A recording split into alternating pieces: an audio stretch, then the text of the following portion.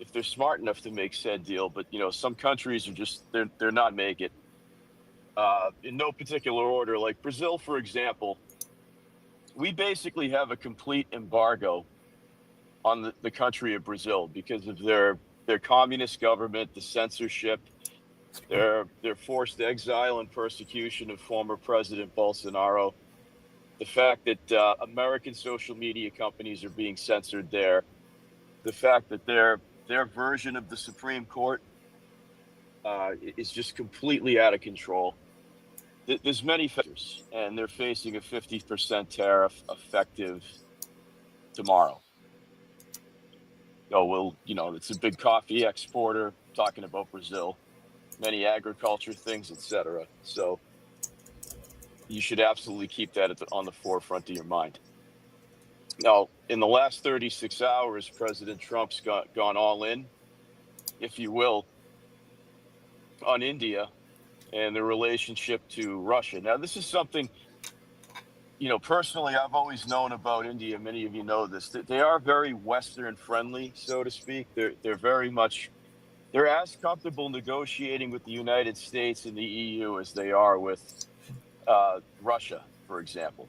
Okay, maybe possibly Iran, maybe some unsavory countries in the Middle East that we don't really get down with, like Yemen and all that. So now you could say they're playing both sides, but really India is a commerce nation. The leaders and politicians are all business people and things like that. So, and they're very, very hard to do business with. So the issue is, however, they're involved in the whole BRICS situation, which puts them at odds with the administration, rightfully so, because it's kind of devaluing the US dollar and working against the US dollar. Okay. That's India. And they've been known buyers of a lot of Russian energy. So, and to add another layer to the mix, friends, we are about a week or so from basically a full-blown embargo on Russia too. Now, we don't trade with them at all since 2022. Everything's out of freeze, but it's going to be amped up because Trump is going to hurt Putin bad, and we'll get into that today. Kind of a sideline conversation. He's going to hurt Putin bad by basically penalizing all of his trading partners. The big one is India, because of course BRICS is Brazil, Russia, India, uh, South Africa. I can't remember the C. It's not Canada. It might be Cambodia. I don't know. But whatever country starts with the C there. uh, that's the situation. And for the last 3 years, they've tried to create kind of an alternate. Um, it's kind of like a financial NATO they have going on. Basically, it's an anti-Western, anti-US dollar operation. Okay, at its core, that's what BRICS is. The instability of the British pound or the euro or the US dollar, they see an opportunity to make some sort of alternate financial system in the Eastern Hemisphere. Whatever, guys. I mean, who gives a shit? But the point being is that the best way, perhaps, to get Russia to comply to stop this war is to really cut them off financially. Because it's a very underreported story on here, because there's a lot of American patriots that like to suck Russian cock on this app, and they come back for seconds many times. And what they don't understand is Putin's lost about 1 million people. And this is not a defense of Ukraine. By the way, guys, there is no winner in the Russia-Ukraine war. If I can just go off on a side tangent for a moment. I mean, Zelensky's as much a villain right now for the United States as Putin is. I don't really give a shit that Putin's a hero to his own people. He's not been helpful. He's been lying to President Trump, and you've got people like Tucker Carlson saying, well, the United States deserves that because, well, no. Trump cares more about Russian casualties than Putin does right now. We have a peace president who wants to see peace, and he's not picking sides. And I say again, there is no winner in Israel and Palestine in what's happening in Gaza. There is no winner in Ukraine and Russia. Humanity loses every single time. So we kind of have to weave this into the tariff convo. But yeah, things aren't looking good for India because they're seen as a major economic ally of Russia.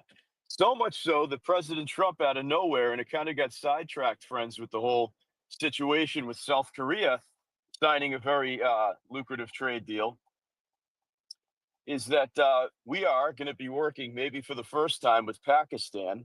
By the way, also like India, a nuclear country, chief rival to Pakistan. Nobody hates Pakistan more than India. Uh, Hindus and Muslim Indians do not get along at all. So to develop their oil resources and oil reserves, so that is really Trump putting his cards on the table and showing Modi in India that Trump has a full house. He's got kings filled with aces, right? And I don't know what leverage India is going to have other than to fall back to Russia. But if you've got the United States and Pakistan working on an energy pact, that's devastating for India, guys. Completely and utterly devastating to their economy. That puts them behind the eight ball with, well, first of all, their two main rivals in the region, China and Pakistan. I mean, it's bad. This is the equivalent of like the United States and Ukraine signing an energy pact to despite Russia, right? It's on that level. So you have that component in this deal. You've got South Korea landing another fatal blow to China. Again, death of a thousand cuts is the theme with China, friends. Now, it's not as lucrative a deal as Japan, but South Korea does a little bit less business with us than Japan does. South Korea, of course, is completely protected from China because our military's been there for 75 years, since the end of the Korean War.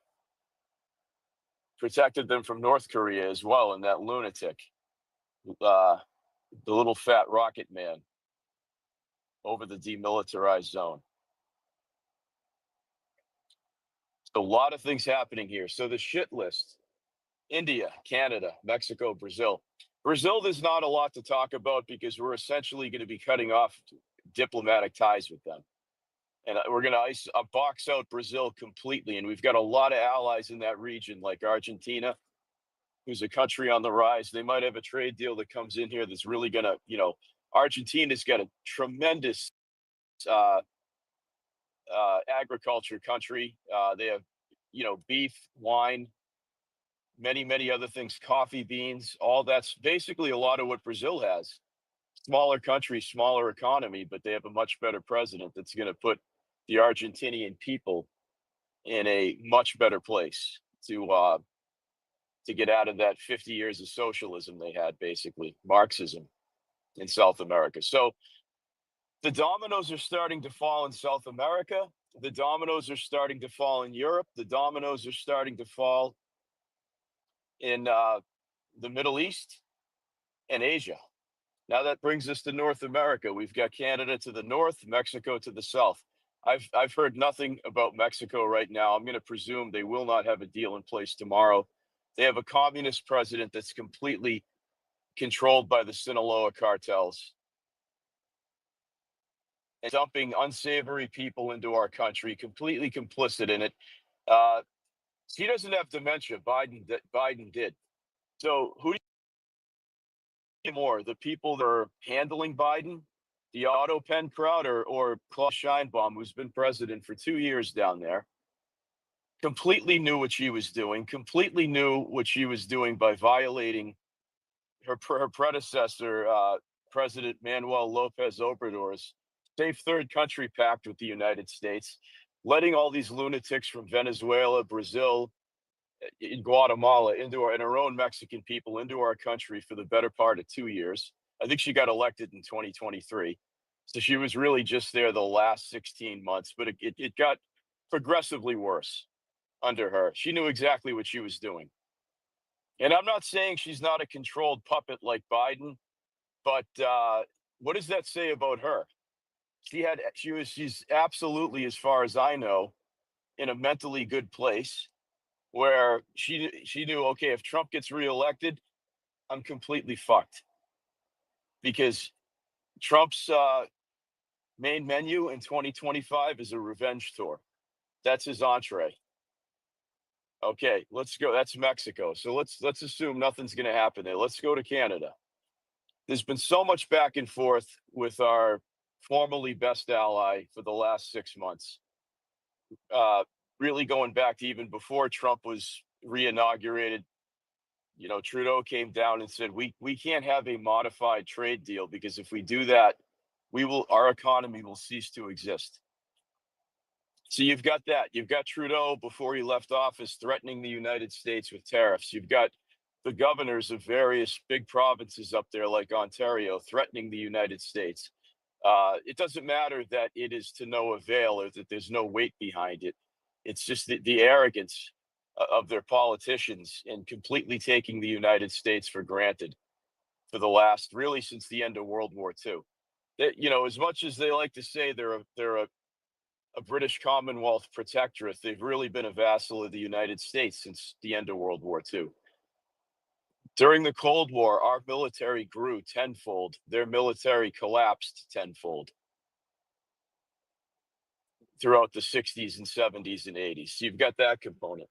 You have a situation right now where you've got a new leader up there that is every bit as incompetent as Trudeau. And the people negotiating, I got the dirt. So if you listen to Kevin O'Leary, Mr. Wonderful, he does not a podcast, but he has his interview clips cut up on YouTube, and it's part of a channel that's got some people I follow on there. So Kevin O'Leary, and I've always suspected this, and again, I don't have any respect for the prime minister up there, Carney, but my understanding is Carney is not even involved in any sort of negotiation with the United States, if you could believe it. Yes, Trump sent him the letter that the tariff of non-USMCA goods is going to be 35% effective tomorrow. It's that Canada is negotiating with Howard Lutnick. Good luck with that, by the way. And Scott Bessent and Jameson Greer and the entire economic team, like it's the 1980s. And Kevin O'Leary, who's got a lot of sources inside the Ottawa government, is saying that Carney needs to get involved. Otherwise, Trump is going to completely put his shoe on the throat of the Canadian government because those 35% tariffs, they're not going to sustain that for 3 months, never mind a year. That'll collapse. You're going to have stagflation up north of the border, the likes of which you've never seen. Because they're our number one trading partner, guys. Many of you think it's Mexico, India, China. No, it's actually it's up north. 90% of their economy, as Trudeau admitted to Trump back in whatever it was around the holidays when he went to Mar-a-Lago, 90% of their exports involve the United States or thereabouts.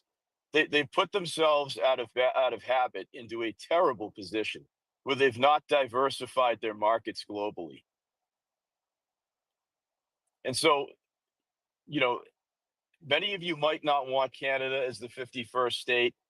I can understand that because they're a very left-wing country, but I'm here to tell you guys, just as from a financial standpoint, they kind of already are the 51st state, as Trump put it so eloquently to Trudeau. Basically cost him to resign the job. I mean, I know there's only 35, 40 million people up there, but when every move they make in exports revolves us, pretty much 9 out of 10 transactions involve the United States. That is kind of like a state, guys. Nobody's going to fill up that vacuum. So when I say they're negotiating like it's the 1980s, this is why Trump is so pissed off with them, is that they're sending like low-level twerps to talk to Lutnick, who's the commerce secretary. Like nobody important up there is doing any of the talking. I don't know if that's how business is done up there, I know a little bit about up there. I don't know a lot about these inner workings. I don't know how relevant it is to get into the weeds, but I'm just telling you, the Canada seems to not be stepping up and taking this seriously, and that's going to be a major problem for them financially. So that's where we're at. Let's look up in the nest, and then you guys could start miking up. So first one, I mean, I'm driving, so I can't read these, but if the memory serves, the first one is about from this morning, early this morning, Trump talking about how tariffs are making the country rich again. That's all true. Second one, Canada's going to recognize Palestine as a state. I don't really give a shit about that, but uh, here's the timing. The timing of this is terrible for Canada because Trump is trying very, very hard to bring an end to this and get food in to feed the starving children in Palestine, which I support. I don't support Hamas, obviously, but I support. Again, this is why there's no winners in this war, guys. If there's a ceasefire or or Hamas releases the hostages, that doesn't mean that Israel's won anything. Israel's won shit. Okay, they're completely reliant on our ability to end this war. Netanyahu does not want to end anything. He wants to be in a perpetual state of war. Hamas wants to be in a perpetual state of war. So who gets left out? Uh, not every Jew is a Zionist. Not every Palestinian is a terrorist. They're the ones, those people, which is sadly a minority on both sides, are the ones that are losing out and, getting starved to death. So let's get some food in there. Let's act like civilized human beings and feed these starving children and women that are completely in harm's way, and by the way, being leveraged by both sides. Okay. Uh, and then Canada comes out in a fucking genius diplomatic move. That's facetious, friends. That's sarcasm. Saying, oh, guess what? We've always felt the two-state solution is like, I don't know if Canada has a death wish with Trump, but it sure seems to be the case. I mean, how fucking stupid, if I can move off of the economy and go into diplomacy for a second, how fucking retarded do you have to be? When Trump has got a million balls in the air, or let's keep it in Canadian terms, he's got a lot of pucks on ice right now. And you're talking about a Palestinian state. I don't know if Carney is a functioning sociopath.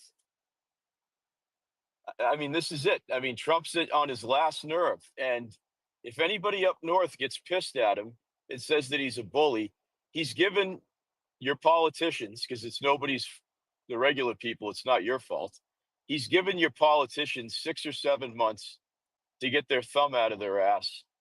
And they just keep inserting larger objects in their ass that are tube shaped. So I've never seen a comedy of errors like I've seen with mainly Canada, but Mexico to a lesser extent in my life that I've been following politics as an adult. I don't know what's going on up there. I don't want to know what's going on up there, but it's stupid, and it's. I mean, what's going on is the politicians up there are playing with the lives of 35 million people, and they've been doing it for 10 years right now. It's the easiest thing to do. Just go down. Say here, we'll sell you crude oil for a little bit less. We won't infringe on your auto market. We won't dump our aluminum and steel into the Midwest. That's all you got to do. I mean, how fucking hard is this? And talk to Trump and don't open your mouth. First of all, what are they going to do up north to help Gazans? Is the Canadian military going to be deployed to Palestine? Like the fact that Carney talks about a two-state solution, he's got nothing to back it up with. It's ridiculous. They're going to pay heavily for this. It's sad, guys. It really is because it would. that, they're a natural resource exporting juggernaut. And if they would just comply with what the United States wants, and I say that because we can, when you're doing 9 out of 10 transactions with the United States, we're in the driver's seat, and we have about $100 billion surplus with them. It's insanity, guys. When you look at how these relationships have been in place economically for really 30 or 40 years, it's insane to me that we've lasted this long. So that's the second post up there. Trump is telling the former Russian president, basically to, uh, shut his fly trap, a trade agreement, which I think has 200 to 300 billion of investments in the United States, similar to Japan having 550. So there's some of that. I think it's a 15% tariff. And that's kind of the extent of where we're at right now. So really, guys, I talk too much when I have these. You guys don't talk enough. So I'd really like a full lineup of speakers. Find the holes in my arguments. Tell me where I'm wrong. I'm not here to have my ego stroked. I'm here to be argued with, basically. If that's your, I don't learn if I'm not listening, and I want to learn. So tell me if I'm being too harsh. Tell me where I've read this wrong. Tell me what your predictions are. Out of those countries up above, I don't think any one of them are going to have a deal in place tomorrow. I think India is being leveraged right now by Trump to squeeze Russia, so there's no need to have a deal, so to speak. I think that Canada's just not able to make a deal. They're not capable at this time. They must not think this is a major They must be okay with a 35% tariff on non-USMCA goods. I didn't even get into Mexico and Canada with the border. So I've talked about that enough all summer and all spring long. I don't want to talk about that again. You know my feeling on it. Most people disagree with my feeling on it. They think it's a Mexico problem, not a North American problem. And I put the articles in the nest. Nobody who wrote those articles about China using the port of Vancouver for commerce, nobody's been sued. So, if China's not suing any news publication for reporting the truth about how they utilize Canada and Mexico, then it must be correct, because those articles are from like February, guys. So, and nothing's been retracted. So it must be the truth. Bad situation for our North American neighbors. And Mexico completely took advantage of Biden by letting people in when they knew the administration was not being run by somebody in their right mind. Canada was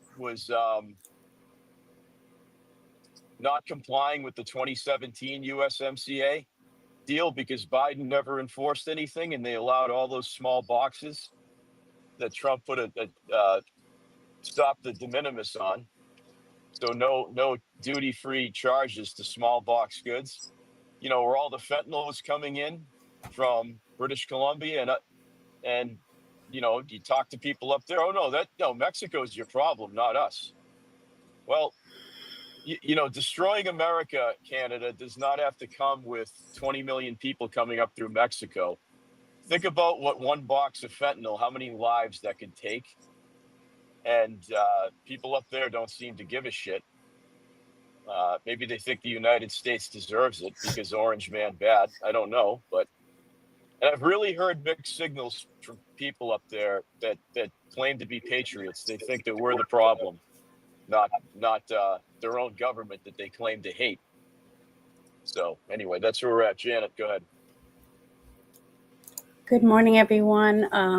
I just wanted to chime in. I agree with almost every single thing you said about why they're just stagnant. Well, they're just sitting around. It's like they're waiting for twiddling their thumbs, waiting to see what the other team does. You know what I mean?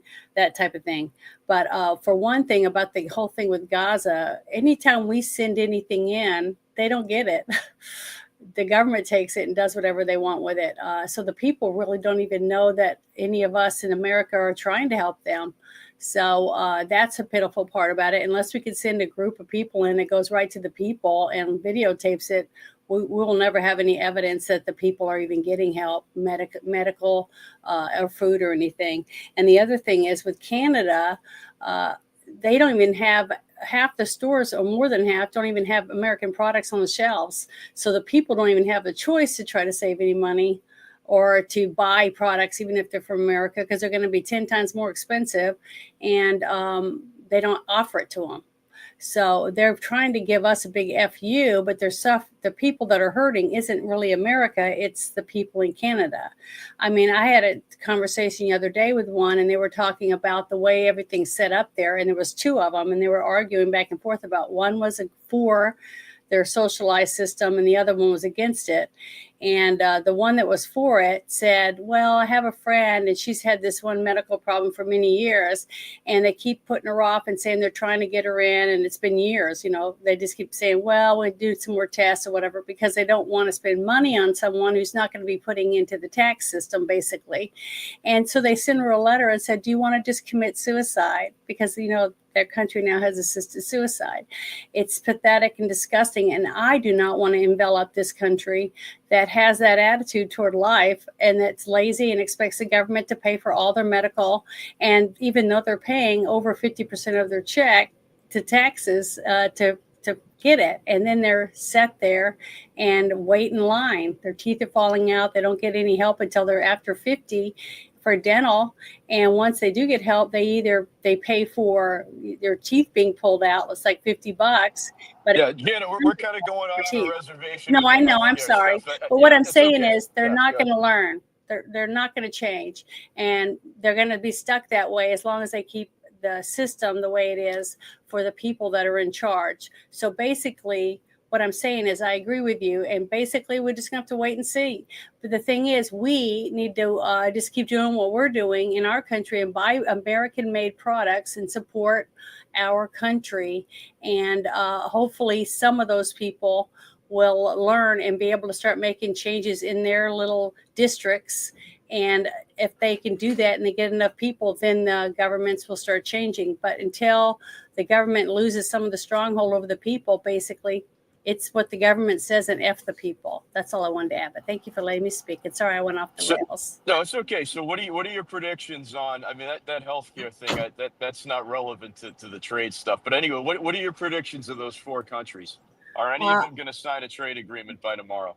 No, but I do think that if any of them do, it's going to either be Mexico or India that'll be the first ones. Really? That's interesting. A lot of people in my greasy poll said, well, India won, but that poll was done on like Monday, Tuesday, so that was before Trump's post. So my prediction is none of the above. It definitely won't be Brazil. I don't think it'll be India now, because do you remember how Trump said in Scotland, I'm going to give Russia 10 more days? And the reason why I don't think it'll be India, even though I was bullish on them last week, was that he's using them as a cudgel. Because if Modi goes to Putin, and when he's done blowing him and says something like, I'm sorry, Trump doesn't want me to buy energy from you guys anymore. And we're on the precipice of this trade deal, and I really don't want to pay 50% tariffs and all. And by the way, this is how you know Trump means business, is because of the fact, friends, that he's fucking going to apply an additional penalty on top of the tariffs. So again, this is all very, very interesting. Thank you, Janet. Guys, while I'm driving here, just do hands, because I'm behind the wheel. When I get to the job, I've got some time, but I got to wait out this rain that we're in.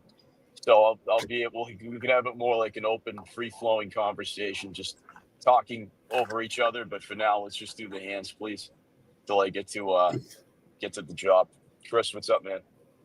Hey, what's up? Good morning. I just kind of wanted to just throw my 2 cents in on this. I think that most of these countries which we probably have already talked about, are basically under China's rule and doing, because I feel like Canada is, because they have so many people coming, they're taking over that country as well. I feel like most of these countries will not do anything till Trump meets with China and talks to them and gets them kind of in line. And I think these rest of them will follow suit after the fact, but I don't think any of them will be signing any deals by tomorrow. I agree with you. I've once I saw like the major 17 countries that we have, the EU is covers a lot, Japan, South Korea, etc. The smaller countries like Cambodia and Thailand, which by the way, I've not seen it confirmed, but they just had a skirmish and it looks like Lutnick agreed to a trade agreement with them. They had very, very high tariffs on United States imports. I think Cambodia was up to 70% on Liberation Day, if you look at that chart. So, it's easier, and they do a lot of textiles, clothing, Vietnam, Cambodia, Malaysia. They make a lot of the clothes we wear. Uh, so it's a major market. And by the way, it's not a market we want back in the United States. It's not cost effective to make our own clothing like at scale. So Trump's not even interested in that. He just wants them for us to we need access to their market without a 70% tariff. I mean, that's ridiculous. But you're right, Chris. A lot of them are. India is a big rival of China, but I would imagine, Canada, absolutely. Mexico, absolutely. You're probably right. Maybe they're just puppet states of China right now. But here's how I know that what Chris's theory is might be the right one, because of the fact that the prime minister put out a post about supporting Palestinian statehood. Okay. I mean, I don't think that guy sat around on, how can I piss in Trump's Cheerios today? That absolutely was a directive from whoever his handler is. That, it could be China, could be maybe Ursula von der Leyen, who, yes, the same one who just agreed to get for Trump to bend the EU over on that trade agreement. Same woman. So Chris's theory is pretty sound. It seems to fit the facts of the matter right now, that you would think it should be so easy for Mexico and Canada to come to terms. Nothing complex about it, guys. There's nothing complex about it. We're the number one customer of both. Both countries have a surplus. This is simple shit. And maybe that's why the simplest things are the hardest things for politicians to achieve. But trade's different, guys. Trade is real brass tack stuff. This isn't complex diplomacy or ending a war. It's just, okay, it should be settled with a handshake and a one-page contract. Nothing about this is hard. The politicians are making it hard. All right, TR6, what's up, man? Hey, Gads. For the room, I am Canadian, but I'm an awake Canadian, not vaccinated, and I support MAGA. But I do want to correct some things that were said. Trump was not the end of Trudeau. After 10 years of Trudeau's reign, our parliament was shut down before he prorogued it over what was called the Green Slush Fund scandal, where he would not produce documents proving where millions and millions of dollars went over this green energy bullshit. The Liberals knew that if Trudeau was still in power, he would never win another election. So that's when Freeland refused to give the budget. It was all a setup for Trudeau to resign and to bring in Carney. And Carney got in somewhat illegally. But stupid Canadians, because Carney rebranded the party to hate the United States, hate Trump, they elected him. And now we're into what's called a post-national state ourselves. Trudeau said we were the first post-national state. Now, Carney aligning himself with the EU for trade and defense rather than with our greatest ally, America. And then now coming out saying that Palestinian statehood just pushes us further to a post-national state. We will never get a deal with America because the dairy cartel controls our government, whether it's the conservatives or the liberals. And we know that we tariff the hell out of you on our dairy, and that's why we pay so much for it here in Canada as well. They're willing to give up the auto industry to protect the dairy cartel. And what's happening here now in Canada is horrible. They haven't per se removed American goods from the shelves other than in government-run liquor stores. But in the grocery stores, they put all kinds of signs, this is Canadian, this is Canadian. But the American stuff is still there. I can buy American fruit, but the narrative is United States is bad. And Canada is going to fail majorly. And I feel very bad. But it's what Canadians voted for. They all ran liberals again because the media told them Trump was bad. So we're in trouble. But I'll just leave it at that. Yeah, thanks, buddy. That's good perspective about what's going on in the grocery stores too. Because, but I can tell you, I have some inside baseball into this, having family up here, guys, and as I've up there, and as I've shared with you, we never really got along. And since 2016, I haven't been up there because they don't hate America, but they hate what America's become. Because in their eyes, we're a white nationalist state, or orange man bad. A lot of what TR6 just talked about. So the relationship is permanently fractured, and I'm going to tell you why. And it doesn't give me any joy saying that. Two reasons. One is it's not just the left wing people up there that are interested in not having a good relationship with us. It's also a fraction of the right wing people. And I saw a lot of this during the Four Nations tournament. It's amazing what hockey can do to divide people. And if you believe that every single person, if you watched any of those games, you should have, because they were great. When our anthem got booed in Montreal at game in the semifinal, when we won that game, when Connor Hellebuck was standing on his head, and they completely shut down the first two lines of the Canadian team. Defensively, it was maybe the best game I've ever watched in my life. But anyway, thank you, Jacob Slavin, Charlie McAvoy. But anyway, if you think every single person in the Bell Center that booed our anthem, which was about 60% of the crowd, if you think that they were all liberal voters up there, I think you've been smoking some of that meth that's getting smuggled into our country. So, yeah, the relationship is permanently fractured because after this, you're going to have a generation of people up there who hate Trump and MAGA. And it's not because of the economic position that they've been leveraged into and how much harder their lives are going to become simply because the stupid politicians up there won't make a good deal. And then, Trump, in fairness, is I think, challenged the manhood of Canada in a lot of ways when he talks about the defense spending and how that they're not, we protect them. And so you've got basically generational bad taste in their mouth. But you know what? I'm fine with that as long as we get to a trade deal. Nobody has to like us, even our former great allies. And by the way, I like the people. I don't like the government.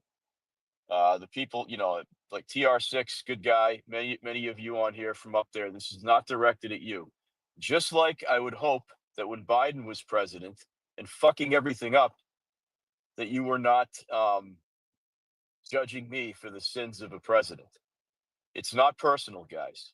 And if you take, not UTR6, but if people are taking it personally, I got to tell you, after tomorrow, they're going to be in a very bad way because, you know, 3 months of 35% tariffs up there, I think their economy is going to collapse.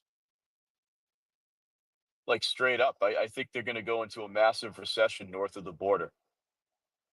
Massive recession. So it's worth monitoring. Chris, what's up? Pop in. Thanks, TR. Good, Chris, buddy. You're up. He dropped it. Let me get him back up. Hey, can I just jump in for a minute Go again, Gads? Go ahead. We do have a uniparty here, and the conservatives are liberals, and you're correct. It wasn't just the liberals booing, conservatives were too, because they've all been brainwashed that Trump, all the problems that the liberals created in this country over the last 10 years, they were able to blame it all on Trump. And it's not Trump, it's the liberal government here and our uniparty, which the conservatives are part of. Right. Like if you guys saw, to TR's point, the guy who looked like Chris Farley, that was going on CNN saying he was going to shut down the power in Michigan and upstate New York was That fat boy Ford. yes, Doug Ford is actually a member of what would be like the equivalent of a rhino. That was not a left wing well, I mean, I don't know how he governs, but his party affiliation is a conservative one. So again, this is not a left wing. It's a nationwide problem up there. So there's some context that I think is really important. Chris, I don't know if you're still in here, man, but I couldn't add you, but you're welcome to come back up. You had your hand up, I thought. So continuing, guys. So TR6, since you're a foreigner, so to speak, out of those 4 countries I have in the title, India, Canada, Mexico, and Brazil, do you think any of those are going to come to? I know you don't think your country is going to come to an agreement. Do you see any of the other ones coming into an agreement with the United States by tomorrow? No, because especially Canada and Mexico, because apparently there's talk that Canada and Mexico are going to make some kind of a trade deal and bypass the United States. So definitely Canada, no, and probably Mexico. I doubt that India and Brazil will either. So it's going to be fun times. Yes, it's crazy what politicians will do because the people suffer, guys. That's the main point. The people in these countries suffer. It's never just like we suffered under Biden and through no fault of our own. Chris, what's up, man? Hey, what's up? Sorry, I dropped. I had a call, but what I just wanted to say was that it just seems like it's calculated that these people are not coming to agreements, or these countries, because they are connected to the two big countries that we really need to work on, as Russia and China. So it seems like Trump is using leverage against them through a proxy, basically. So it just seems like what his plan is, it's going to work, in my opinion. I feel like in the grand scheme of things is he's been right about everything. So I just see that this going in favor for people that are America first. So like I said, I just think he's attacking the big players right now. Yeah, and it's again that whole dynamic with India being leveraged against Russia, guys. That's fascinating to me to see how that shakes out. Um, And you're aside, starting to see the players where they are being controlled more so than, I mean, we all knew, but now you're seeing it in the public eye. and exactly. If you just go to Asia, like Japan, South Korea, they don't want China to have hegemony in the Pacific Rim, and like same deal like Vietnam, Philippines, so and uh, Indonesia, Malaysia. Shout out to Ian Miles Chung. Uh, he's probably eating right now. you've got that situation there. They don't want to be leveraged by China because they're right there in the backyard, so to speak. So this is good leverage for Trump and Bessent and Lutnick when they were in Sweden, Stockholm, talking to China for 2 days when those deals were dropping. Japan and I mean, sorry, China does not want to see Japan or South Korea persevere, same as they don't want for the United States. There's just more of an opportunity for control for them. They don't want any strong rival in the Pacific, in Asia, and certainly they don't want the United States going back to the glory days. So it's not good for them. So what you're seeing is, guys, with a lot of these bilateral trade deals, is you're seeing different allies of Russia and China being taken off the chessboard, basically. You know, it's he's boxing in Russia and China for different reasons. China for the trade purposes, and again, it's a revenge tour for Trump. He's absolutely thinking about the China virus too. He blames them for that, and now he has a chance. And that's coming up in those. By the way, COVID is coming up in those talks, guys. They're not just talking about tariff rates and imports and exports. You bet your ass that the pandemic is coming up in that conversation. How did you let this get out of control? Lab leak, whatever your conspiracy theory is on it. I'm just going by what the boss says, and he blames China, the Chinese government. So that is coming up in maybe casually, maybe not. I wish I was in those rooms, though, in those meetings. So, and Russia to get them to stop the fucking war, which, by the way, MAGA Russia lovers, Tucker Carlson, there is no winner in this war. Russia's lost 1 million people. Ukraine probably twice that. So there's no victory for Putin, guys. Ukraine not being in NATO is not the win he wants. The win he wants is he wants complete control of that country. I didn't think that was his motivation at first, but his heels are dug in. And what's worse, I didn't expect him to take his foot off the gas pedal with Biden. Of course not. I got tons of recorded spaces in here. I never thought that there would be a meeting between Biden wasn't up to it. He wasn't capable of dealing with the problem. He didn't want to deal with the problem. His handlers just wanted to keep giving Ukraine money. But now you've got firsthand evidence that Putin is a bad actor. And because I'm calling that out, it doesn't mean I'm pro Ukraine. But guys, we're at the stage now where there's going to be no victory parade in Moscow with vodka in the streets. Putin needs to justify his casualties, and because they have such a stranglehold on the media over there, a lot of people think they have this free and open society there. And they have their own propaganda networks like RT and stuff, which is kind of like their version of Fox News. But anyway, I digress. There is no victory for either country. Ukraine's clearly lost. They lost before it even begun. And so what's Putin's game? Is he just going to continue to annex the East and, lose 1,000 soldiers a day? And that's okay with the Russian people? Would you be pissed if Trump was in a skirmish in Syria and we were losing 100 Marines a day? Would you be okay with that because we're killing Islamo-fascists? I wouldn't. So don't think that Russian people don't think any differently than we do, guys. And right now, what Putin is looking like, he's at a stalemate. It looks like how George Bush left Afghanistan. And guys, what collapsed the Soviet Union? I know they're not the Soviet Union anymore. What collapsed the Soviet Union is they spent 7 trillion rubles in Afghanistan in the late 70s and early 80s. That's what collapsed the USSR. Had nothing to do with Reagan, had nothing to do with the Pope calling out the communism there, had everything to do with the fact that they ran out of money.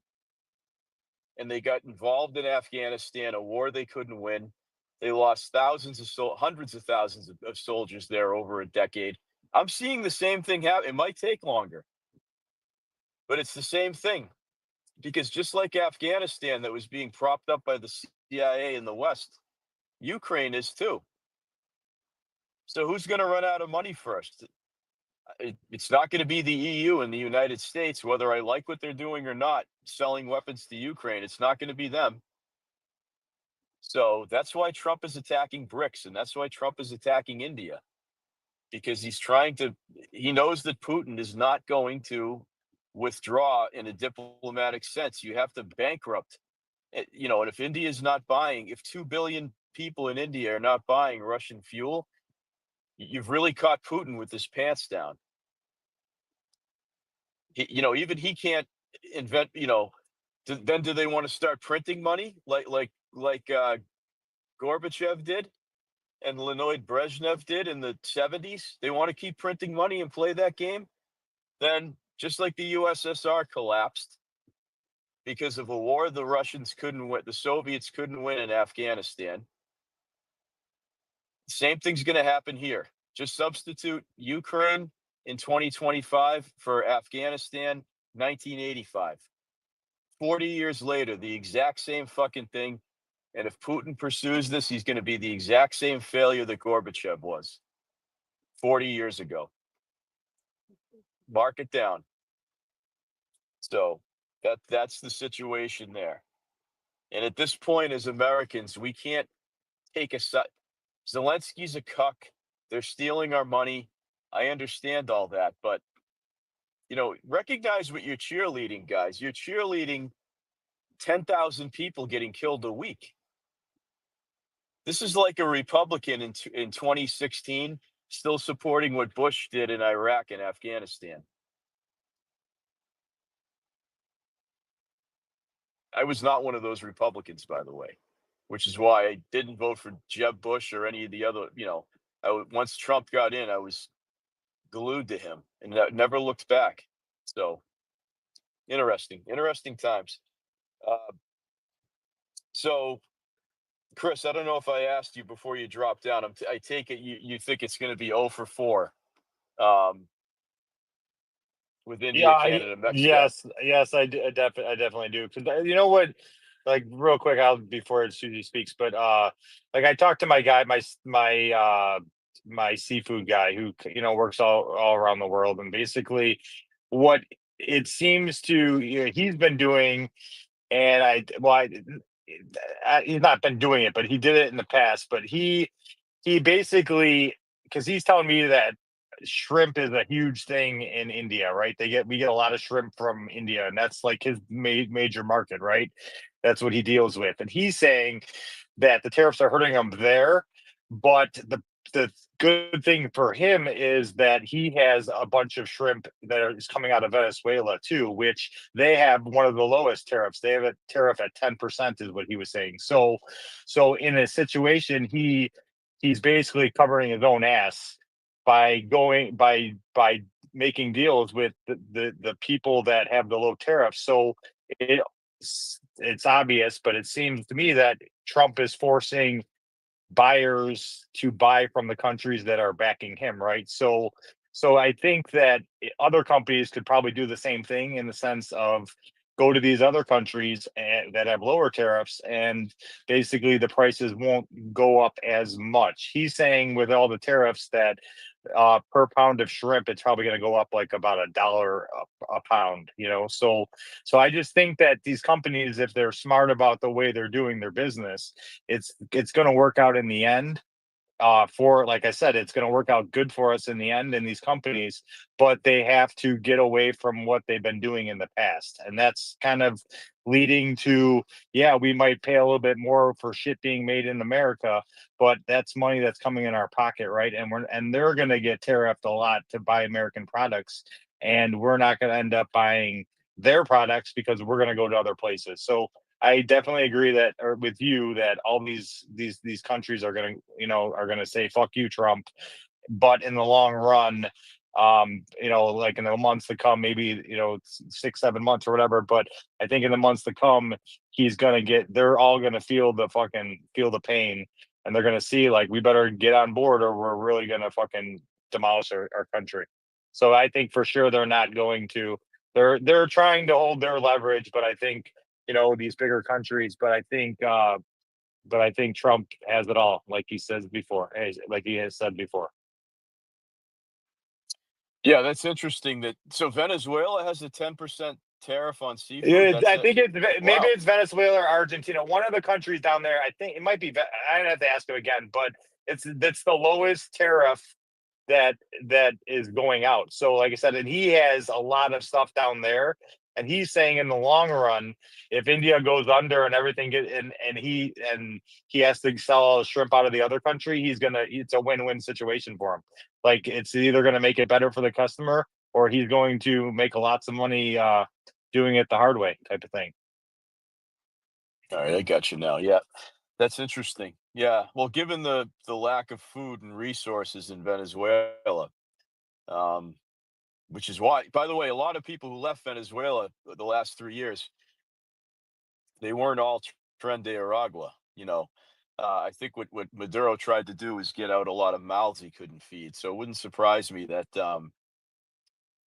their food import tariffs are low. They should be because I mean, most of Venezuela is a third world shithole. And let And me and a let lot, me not tell you, but let me double check that, and I'll get back to you like sometime today, like just because I don't want to be spewing obviously disinformation. But like I said, from what I recall, there was a little bit of fun being had last night, so my memory might not be the best, if you know what I'm saying. So, but like I said, yes, I always, whenever I go have a cigar with this guy, because he is, international. So I definitely want to. I always pick his brain, with this type of stuff, because he is the opposite side of the aisle as us, but he's more conservative than all the lefties that we come across on this fucking app. yeah, exactly. No, it's good. That's good. That's good information because it'd be good to know. See, when you talk to people who are in the business, or you have friends or family that are actually in the business of exports, you get a whole different perspective. I don't have any family in the export business or the import business, so I like to hear what these business people are going through and what countries are easy or hard to do business with. I can tell you, being in a seafood area, being on the coast here, I can tell you that uh, off the coast of Maine, you absolutely have. Maybe that'll change now, but Japanese fishermen, Chinese fishermen, Canadian fishermen, all fishing in our waters. I can confirm that. I talked to guys who are up there, the commercial fishermen. I know exactly what they're going through. Every day they're seeing vessels from Japan, Canada, in our waters, and Trump is trying to, particularly lobster. There's a lot of Maine lobster that is getting taken over by Canadian lobstermen from the maritime provinces, and the Japanese just steal from our waters. So something to think about. Uh, we have so many wrongs that need to be righted from a trade perspective here. Um, I'm going to get Cheryl back up here. I had her up. I don't know if she's having a connectivity issue. Um, Cheryl, you bounced up and down. Did you want to add to anything right now before I move on? No, she dropped again. Okay, I guess no. All right. So guys, we can do like I said, I'm trying to wait out this rain. Uh it should stop shortly. So we don't have to do hands. You could just jump in and we could talk over each other and annoy the fucking shit out of each other. Let's do it if you want. We don't need to do So you're hands getting right all now. that rain we had yesterday, huh? Yeah, I mean it's good. It's been so hot here, man. It's everybody's grass looks like hay. Just completely torched. So I hope it pours all day, to be honest with you. Well, it poured and it was like 90 something yesterday or something, and now it's like I could live in this weather. It's like 79 or 80 with a nice breeze. It's fucking amazing out, actually. It's supposed to be like this the next 3 or 4 days. I'll take it. Yeah, I don't need 95-degree weather. I'm good with 70, 75, 80. I can get a tan in that. Trust me, guys. I've made it happen many times. But the 95 feels like so much warmer these days. I don't know what it is. If it's the X, I don't know. It just definitely feels way hotter than usual. For sure. Yeah, absolutely. It's been a hot summer, at least here on the East Coast, guys. I got to tell you, I have been roasting. Um, and it's fine when I'm relaxing or on the water, but it's not so fun to work in, guys. I got to tell you, it gets old. It really does. The older I get, the more I hate working in humidity. Um, so what are your thoughts, anybody who's just jump in? So the question is, of the big 17 trading partners we have, those four are among the big 17, and what avenue do you see a deal being reached and all that? Um, Everybody right now is 0 for 4. Nobody Are we has talking, spoken. are we talking India? Yeah, India, Canada, Mexico, and Brazil are my predictions that won't have a deal in place for tomorrow, Susie. Yeah, I think, India is extremely dependent on us. They have a population that they can't sustain. It's just too big. And they have a lot of social economic problems within the country, their caste system, how they run and operate things. And they're very dependent on us for employment between the H-1B visas and the outsourcing, which I'm over it with that. Okay, we have tech people here, new grads, including my son, who can't find a job, and yet places like Tesla and Google and Microsoft fire Americans and hire these Indians. Like India, piss off. Okay, not our problem that you can't sustain an economy. That's your problem. Okay, not ours. Quit having like 18 babies that you can't support. Okay, and we need to have more babies here. But it's really hurting our economy and our Americans. So I hope that Trump goes after India massively, massively, and they've had energy issues in that country. I remember when 2 years ago when I was talking to a fellow over Signal that used to come into our spaces, and it's just insane the dysfunction that's going on. And then these people come here, and I mean, I don't know even when I lived up in Canada, I don't know a smoke shop, that's what we called them back then, that wasn't run by Indians and Pakistanis. Um, cool. But, where are we in that? Why are we not hiring Americans? Why are we allowing American companies to go and fire Americans and bring these Indians in here? Sorry, not on board. I hope he screws them soundly and, sorts this out. Because enough is enough. Sort your own I country out before you come here and take our jobs. Sorry. no, no, I'm it's just funny. like over it, okay? It's funny to me because it's funny. Well, it's not funny that your family's being affected. What's funny is that we're having a discussion where I think maybe not you, Susie. You're pretty to the point, but people are okay with having what could be the appearance of being uncomfortable conversations. And I think a lot of this with India started with the H-1 visas shit back in January. Um, I think before Trump was even reinaugurated. Remember, it was on all that talk about Elon. He's such a big proponent of getting all these programmers and engineers from India. But if I could just dial it back to economics with India, guys, you have to remember something. Remember, I gave you the Harley Davidson example that Harleys were at a 50% tariff with India. Okay, I mean, you're talking about an Americana pop culture icon company, Harley Davidson. Okay, there's a big demand for them in India because having a motorcycle is easier to travel for them uh, versus having a car, and there's just a big demand for the product. And the fucking Indian government was tariffing them at 50%. In Trump's first term, he talked to the CEO. on the Harley side of the family and said, I don't know anything about motorcycles, but are you telling me in a country of 2 billion people where the demand is so high for an American product like a Harley that they're charging you a 50% tariff? And Obama, Bush, none of these other assholes lifted a finger to help you. Like, well, no. And I think he got it down to 25% with Modi in 2017, if memory serves. But I mean, they've been a problem, guys, and they don't really buy a lot from us. That I'm gonna get to Ultra Gay Dad in a second, but that whole EU deal, guys, you have to understand something. I've been to Europe a lot, and I know many of you have. But I think a lot of Americans think that because Europeans are consumers of American culture, like they watch Netflix, they like the NBA. Even now in soccer heavy countries like Germany, they're starting to follow the NFL. I think Americans think that like they wear Under Armour, that they eat like Twizzlers, and it's not like that in Europe, guys. They don't like American food. The McDonald's you see in Paris, guys, that's for the redneck tourists. Okay, the French people don't go to Mickey D's. All right. Why would you when the food in that country is the best in the world?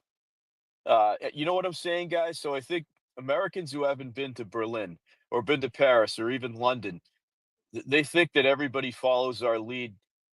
You know, kids don't wear Jordans to public school in Europe, guys. They might have them for like basketball, but they actually wear dress shoes. It's completely an indifferent culture to ours. Okay? The women don't wear, maybe this is not a good thing. Women don't wear leggings to the office like America. It's just completely different. They have a certain respect for public space that we don't have. They don't wear pajamas to out to go to Costco like you see around here. Kids aren't buried in their phones. It's a different vibe on that side of the Atlantic. And because they watch Yellowstone and shit like that, doesn't mean they buy American things because they don't. I can confirm that. I've been all over Western Europe. My mother lived in Geneva for many years. So I understand these things. That's why that trade deal was so big because they don't fucking buy anything from us. Now they have to. So maybe now you're gonna if you go to Paris next year, you're gonna be seeing French kids wearing Jordans and Under Armour jerseys like our kids do. Ultra, go ahead, man. Well, I just hope he gets this whole deal worked out with Brazil and fucking quick because I am paying ridiculous sums on my coffee and it's starting to aggravate me extraordinarily. I'm going to totally admit I am a coffee addict. I will drink multiple cups in a day. I drink about 5 pounds a month. And before COVID, my coffee was under $7 and now it's at $17. So I'm getting a little antsy on that one, and I want some resolution with Brazil because the coffee prices right now are having me a little pissed. Ultra, I have to say I'm the most pessimistic about Brazil because they basically have a literal communist as president right now. That's and the courts are behind him censoring people. So we're almost in like an embargo sanction stage with Brazil because the threat is, you probably saw that, the 50% tariff effective tomorrow. Yes, So sir. you got to get some contraband coffee from Brazil. I don't care Um, where the coffee comes from. I'm just sick of paying $17. a pound, $17 a pound you pay? Uh, for 40 ounces. Okay. I get, somebody asked me about this, not related to Brazil, but just with tariffs in general in a DM like earlier in the week. They asked me where I get my coffee, kind of a random question. And during the week, we drink the Kirkland Colombian coffee from Costco. That comes in a big can. It's like $11. It lasts us like 3 weeks. We drink a lot of coffee, but I also we have those fancy Nespresso machines. We have one that we bought used from a Marriott that was liquidating in our old neighborhood. It's like a $10,000 coffee. It's the highest end Nespresso commercial. I don't even think you could sell them to the general public, but we got it for $500. So we have like a high end Nespresso, and I drink a lot of those different drinks. But Well, my lord, are you wearing your ruffle collar right now and your white wig? no, I'm wearing a t-shirt, a pair of jeans, cutoffs, and Birkenstocks right now. I'm gonna put my boots on when I start working, but I like to drive in my Birkies. Gadsden is a lesbian. He's a truck driver wearing Daisy Dukes and Birkenstocks. It's confirmed. Yeah, well, being a lesbian is not. If I was single, I would definitely be a lesbian, ultra, for many reasons. But yeah, I want this coffee issue resolved. Can we get a different vendor? What's Colombia doing? I think Argentina would be the easiest avenue because of fucking, they have. Here's the thing with because they've been socialist for like 5 decades up until Milei got elected. I haven't done the research. They probably have under exported, and they've got guys, Argentinian beef. Like, how do you think Messi became the greatest soccer player of all time? Do you think it's because of the God-given skill he got on the pitch? No, it's because of the fact he was eating. They might have the best dairy cows on planet Earth, guys, in Argentina, and that's saying a lot. Just in South America alone. But real quick, in Argentina, because from what I understand, aren't they a cooler climate? Could they sustain coffee? They are cooler climate, especially I think closer to the Andes region. I don't know how much of the Andes goes into Argentina. I know it goes into Uruguay, their neighbor. So I've seen them wearing coats before, so I'm assuming that they're getting so far down there that their climate might start to resemble ours. yeah, maybe. Yeah, they do have. It's more seasonal than like Colombia. Yes, absolutely, correct. That's a good question. I thought when they were discussing a zero tariff or a parity tariff, uh, that coffee, their wine, they're known for wines, so it can't be that cold. Ultra, I would say their climate's similar to the south of France, because if they can sustain vineyards and things like that, um, maybe it doesn't get below like 40 degrees Fahrenheit.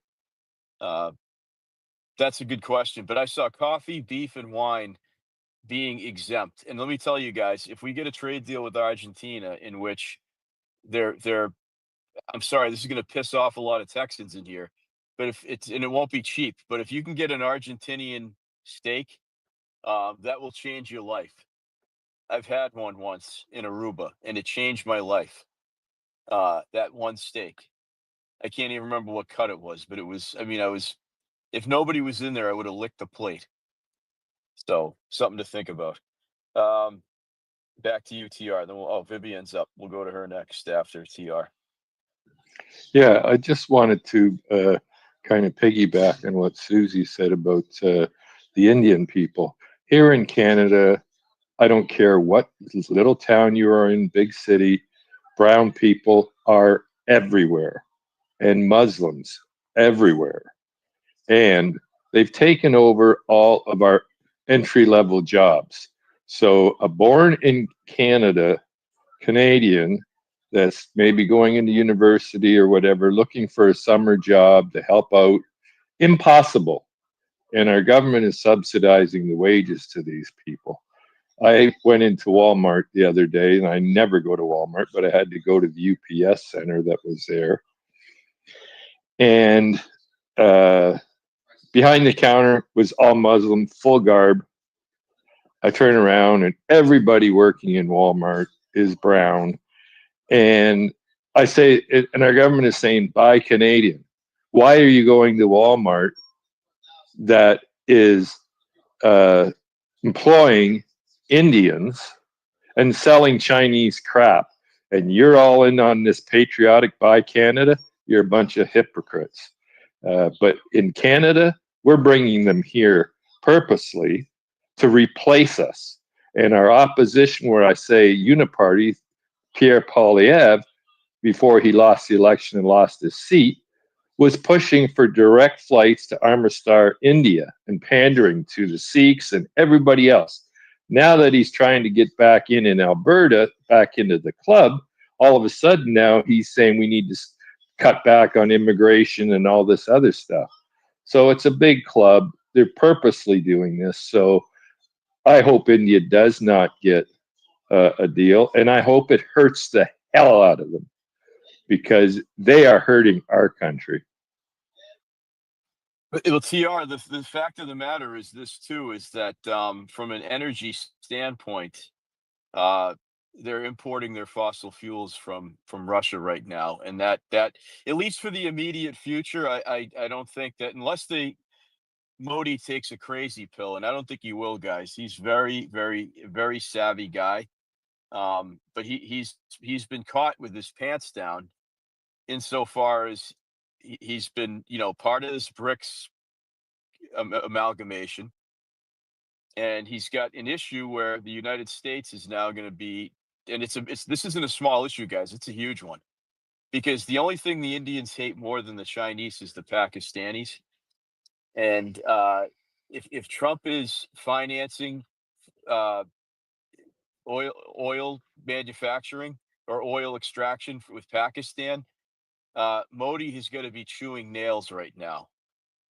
And what's Trump's main concern right now? It's not India's feelings; it's ending the war in Ukraine. And he thinks that to fast track that, he thinks that basically sanctioning India so they'll stop doing business with Russia is going to be the quickest path, the path of least resistance to ending that pointless war.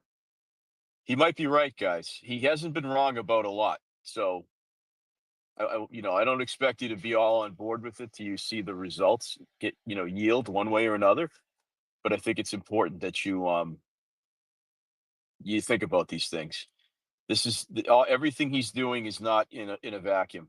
So, all right, Vivienne, who is nice lady, an Indian American on the West Coast. I'm sure she might have something to say about what Trump's latest tactics are. With Yes, I do. Good morning, good. Gad. Good morning. How are Hey, you? pretty good. Pretty good. Good. Good morning, everybody, and to see some friends in here. But Ultra, first of all, there's so much good coffee coming from Africa, and we have a Tully's coffee here in Seattle, and it comes from various parts of Africa, but it's roasted here. Oh my God, it is the best coffee. And I've switched around trying different brands, and I'm telling you, Tully's is Seattle based, and it's been here Vivian, forever. can I So can I do it? Can I yeah, just read some news really quick? But just hold that thought, sure. just because it's relevant to Mexico. So some of you might have seen this. So Trump just concluded a convo with Mexico. It's a long fucking post, so just bear with me. I've just concluded a telephone conversation with the president of Mexico, Claudia Sheinbaum, which was very successful in that more and more we are getting to know and understand each other. The complexities of a deal with Mexico are somewhat different than the other nations because of both the problems, the assets, and the border. We have agreed to extend for a 90-day period the exact same deal as we had for the last short period of time, namely that Mexico will continue to pay a 25% fentanyl tariff, 25% tariff on cars, and 50% tariff on steel, aluminum, and copper. Additionally, Mexico has agreed to immediately terminate its non-tariff trade barriers, of which there are many. We'll be talking to Mexico over the next 90 days with a goal of signing a trade deal somewhere within the 90-day period of time or longer. Present at the meeting were Vice President J.D. Vance, Treasury Secretary Scott Bessent, Secretary of State Marco Rubio, Secretary of Commerce Howard Lutnick, U.S. Trade Rep Jamieson Greer, Chief of Staff Susie Wiles, and Deputy Chief of Staff for Policy Stephen Miller. There will be continued cooperation on the border as it relates to all aspects of security, including drugs, drug distribution and illegal immigration into the United States. Thank you for your attention to this matter. Okay, so we'll go back to Vivian in a second. Now that I've seen this, I expect something similar with Canada, which I guarantee you he's going to copy and paste that Truth Social post and it'll be very similar. Again, Trump did not need to make a deal. Mexico and Canada need to make a deal. Okay. I think that they're getting closer because that EU and Japan deal was a coup for Trump. A completely one-sided deal with both of those major trading partners. As long as Trump is getting his minimal tariff rate for the fentanyl, the metal, etc., he's happy. I mean, he's playing with house money right now, guys. He's going to walk away with, possibly $500 billion in tariff revenue by Christmas time. And all the skeptics have run away. So interesting. Because if you understand, let me just in real time, if he just goes to a 35% tariff with Mexico, Scheinbaum is going to go back to the cartel bosses and they're going to say, fine, fuck it. We'll just continue to flood their country in any way we can, even though they haven't had a lot of success. So there's no motivation for Mexico to make a deal. Once that 35% tariff is applied, it's game over. And that's going to end her presidency. I don't know when their elections are held. The next Mexican president is going to have to clean up that mess that her and Biden started. So I would expect this exact same tweet to come out for Canada. We'll see. I don't know. Vivian, continue. Thanks for letting me read that. So that's breaking news in the nest. Well, that's awesome. I think Mexico needs us more than we need them, right? Because we could easily start growing our own avocado here again in California, where California just gave up a lot of agriculture to Mexico and Canada, by the way. So anyway, so I was just gonna talk about India a little bit. The Indians are growing their pharmaceuticals business, and there's a lot of pharmaceuticals that we import from there because, as you know, the United States gave up a lot of our manufacturing to other countries, and China was a big one too. But so now, if pharmaceuticals start to come back here, and you just mentioned the deal with Mexico on pharmaceuticals, that's just definitely going to put a lot of pressure on India to buckle, to do something, and they're going to feel the pain for sure. And the thing with the Pakistani deal with the oil is, remember that Pakistan and India have been in conflict since the late 40s, since the British left India, right? And so they've been fighting over that region for a long time. And I think that what this is going to do with Pakistan signing an oil deal with us is that India is going to say, oh, well, Pakistan, who knows if there's a deal with the oil that that Trump is going to pressure them to stop fighting with India, and they're going to have a settlement there. And they've been fighting over that land in Kashmir, right? So anyway, who knows if that's going to be the end result of this trade deal. Again, Trump being an anti-war president, this is what he wants. He wants peace all over the world. And so that's one thought. And then, I have a cousin's kid here that went to Oxford, and he also went to UC, University of California campus. Very well educated. He's here on an H-1B visa here in Seattle. He's teaching at the University of Washington, and he teaches history. And he says he has 80 kids in his class, and only 10 of them are really paying attention, are interested in what he's teaching, because most of them, they just want to sit in the class and just get their credits, and then and then not even have any interest in the subject that he's teaching. So that's a big problem here in the United States, is that we have a generation of kids that just don't care about getting educated. They're being told by their parents, "Oh, you got to go to college, go get the paper, go get the degree," and half of them are not even really getting a real good education. So that's kind of disappointing. And my cousin's kid, he's 30, and he's so disappointed with the way American education is going that he and his wife want to leave and they want to go back to England, where they studied. So anyway, it's just we have a slew of issues here with our own education system, and we have to get better at that. And Well, that's why Wilbur, Trump said, Vivian. yeah, That's why Trump. That's why Trump, when he was still in a bromance with Elon, kind of didn't shit all over the idea of H-1B visas. Not because he's a fan of importing talent. It's because he knows we don't have the vacuum at present to backfill that. We don't have the programmers. We don't have the engineers, the software engineers to support the. A lot of people think that Silicon Valley is just cheap and that they just want to hire Indians and Taiwanese because they don't have to pay benefits. And yes, that is part of it. I mean, Steve Jobs did not become a billionaire simply by inventing a computer and naming it after his daughter. That would be the Lisa, the predecessor of the Mac computer. He also saved money. I mean, he was a hippie, a minimal liver. So, you know what I'm saying? Like that's the situation we're in right now. We also, when it comes to that, we don't have the talent to backfill even though these American companies are making shit in China and they're American in name only, like Apple and Meta, Facebook.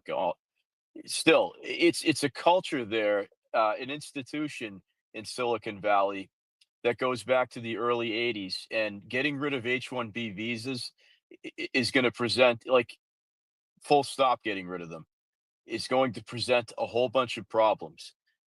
For us, it's good red meat for the base, but Trump's going to have a lot of problems with those CEOs, and he doesn't have the luxury of just saying, well, fuck them. They have to hire white boys from Alabama now who are underqualified. It's a really, really tough position to be in. Continue, Vivian. Sorry. yeah, no, that's all I wanted to say. I think India is going to come around, and the H-1B visas. What Susan was saying earlier, I really empathize with her because, see, Microsoft, the big tech companies, started this whole importing Indian and Chinese and Korean workers, and that happened way back in the 80s. And what happened is Microsoft should be held responsible for making sure that our own American kids are getting that training to work in their companies. So yeah, H-1Bs, let's face it, the politicians love them because they have huge lobbyists or foreign infusion of cash coming in, and they're like, the gentleman said from Canada, TR, it's the same thing here. We're being replaced also. They were trying, not going to work anymore with Trump. But yeah, there's a certain amount of replacement. And now my family and I came here in the 60s, late 60s, by the way. I was 10 years old. It was very, very select of who they would give visas to. And we had to work hard to even get a green card because my parents knew they wanted to stay here. They wanted their kids to get an education here. So he worked for an Indian tool company on a visa here because his job was highly needed here in the States and in South America too, by the way. So anyway, they were very, very selective who was coming into this country. But now it's not that way anymore. Because companies like Microsoft, Google, they've invested a lot of money in importing workers from other countries. Yeah, So, it's but been four decades of it, like you said. That yeah, people think that this just happened in like 2008. And I'm like, that's why I laugh. And that's why Vivek was laughing too, not just because he's Indian American, but he's worked in these industries and he knows exactly we can't go overnight from H-1B visa to domestic labor because we don't have the personnel to do it. It's a big weakness of the United States, and by the way, friends, it's not going to get corrected in a year or two either. It's a massive problem that nobody talks about. Finish up, Yes. Vivian, then I'll So keep going.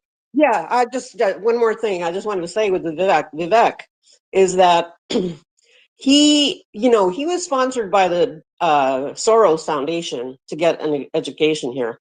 If you go to the Daisy Soros Foundation, you see all their alumni. They've spent a lot of money in educating Indian people, mostly bringing them here and educating them. Remember, Vivek is an anchor baby, right?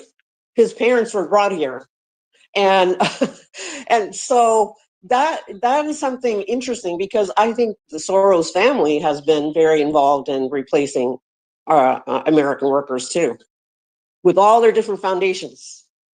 Oh, of course. Oh, absolutely. Yeah, they're at the core of it. Absolutely. Good stuff, Vivian. Thanks for letting me interrupt you twice. I'll move on to the next people. Hang out here for a bit. So, Ultra, you can pop back in. Ultra or Susie, you guys Sorry, decide. It's good. sorry. I was having trouble hitting the button. But I wanted to say first off, thank you for the recommendation, Vivian. But it looks like that coffee is even more expensive than the coffee I'm buying. I mean, nice coffee is always nice, but I can drink rocket fuel and be okay. I just want the caffeine. So still hoping that we reach a better deals. And that was all I was going to say until we got on the subject of India and China and our medication. But before I get there, I would just like to do a little favor to Gadsden and sit there and say, folks, down there is a little purple pill. Or it might be black for you with a little speech bubble. Why don't you go down there, drop a comment that helps this room get seen more visibly, as well as quote and retweet the room. And if you are enjoying this, please go ahead and follow any of the wonderful speakers who have contributed to this conversation. And don't be shy. Take your mic yourself. Let's get some more voices in there. Now, to the subject of Indian and Chinese medication. I just want to sit here and say that why are we giving a nation, although they're not formally our enemy, they have totally admitted they want to bring us down. Why are we sending some of our most sensitive things over to China? And I'm by no means a big fan of prescription medications. If I can avoid them, I absolutely will. But why are we letting an enemy nation control our medication and produce them? If China decides they want to screw us or start putting fentanyl in every single prescription, they can and will and could destroy us in a heartbeat. If they just try to start working, anybody who is reliant on medication is going to go down in a minute. Meanwhile, over in India, we find contaminants galore in our medications, so they aren't even responsible with it. But why are we sending something so sensitive as medication that some people are dependent on over to an enemy nation and a competitor nation that isn't even taking their job seriously? This is definitely one of these things I would like to see come back home, even if just for security. Because if something goes down, people who are diabetic, people who have HIV, people who are fighting cancer will not be able to get life-saving medication. And I'm not a big medication fan, one more time, but sometimes it absolutely is necessary. And we should not be putting that in the hands of people who hate us. Right on. And I think that shit, what day was it? Maybe 2 days ago, somebody asked Trump about pharmaceuticals, and he's not going to allow foreign stuff on the market anymore. Again, it's not a conversation, guys, about whether you use them or not. I respect everybody's choices. There's 350 million people in this country, at least. It would be nice, but not everybody is going to eat right and do yoga and have a paleo lifestyle to heal themselves. We're not there yet. Um, so you have to be realistic about it. And in the meantime, let's not get shit from pharmaceuticals from foreign countries, right? Let's try to ease people into the fact that you can be Sydney Sweeney. You don't have to be like fat and disgusting, male or female. We have so many. We're blessed in this country because we're a melting pot nation. with like really genetically good looking people. We see them every day, whether they're mixed race people or mixed ethnicity people or whatever. Just really good looking people are walking around the streets of America. We can aspire to be that way. If you're not, if you're not that way already, doesn't matter your age. I mean, I'm pushing 50, guys, and I'm still vain as I was when I was 21, and I'm proud of that too. Uh, you know, Nothing's attractive about a dad bod. Nothing's attractive about, having hair like a wet rat if you're a woman. Like, take care of yourselves, right? I could tell exactly how much a person gives a shit about life by their teeth, the integrity of their teeth, their hair, their skin, their nails, especially with women, right? And yeah, so take care of yourselves and stop eating shitty food and stop the recreational drug use. Okay, that's it. Well, yeah, Pep that's talk is over. well, I mean, I definitely agree with you. I'm not a big fan of recreational drugs, period, end of story. And I really am kind of disappointed in the government laxing on marijuana. I'm okay with medical marijuana. I've definitely seen it do a lot better things than the medications. But Americans are frying our freaking brains, and the marijuana that we have today is not the same pot that our parents were smoking during free love, man, fight the government, man. It's not even the same shit that kids were smoking back in the 90s and 2000s. This is a completely different monster that I'm pretty sure is frying the brain. But, I mean, Gads, it's also all these medications that people are being told from trusted sources, the doctors and the experts, a lot of them, that are being used to treat mental disorders that people have and struggles cause weight gain, and they cause it's almost like a case of like, is the cure better than the disease?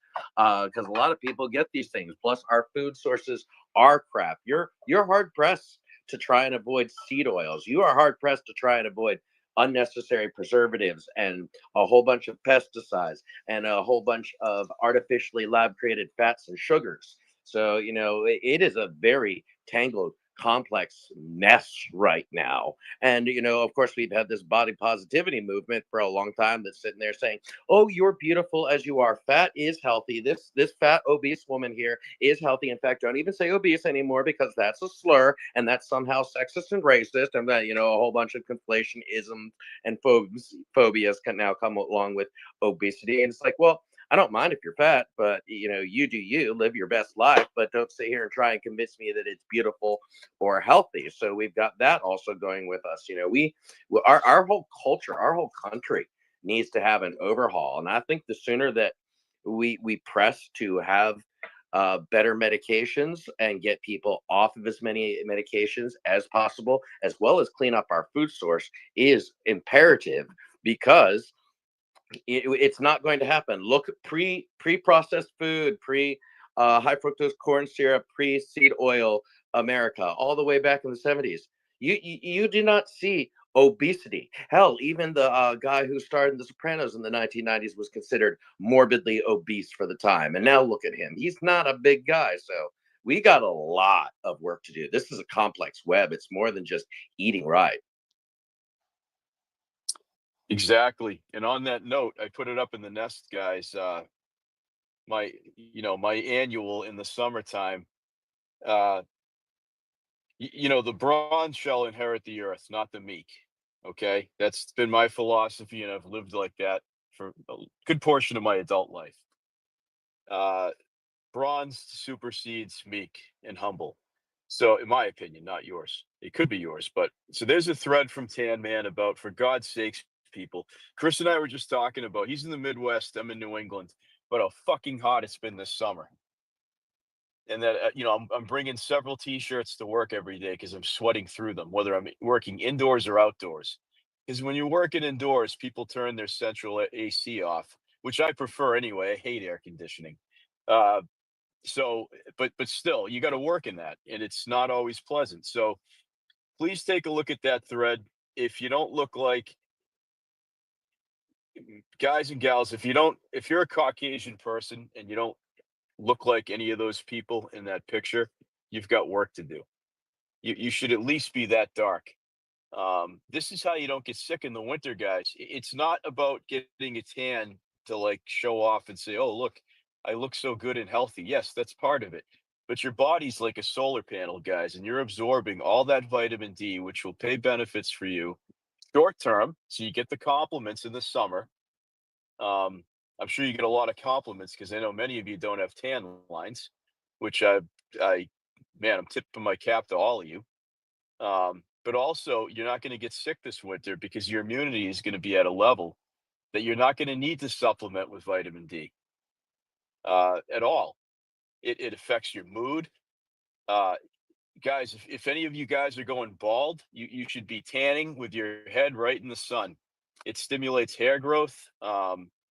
What else? I don't know about the hair growth, but I agree with you about the bald head.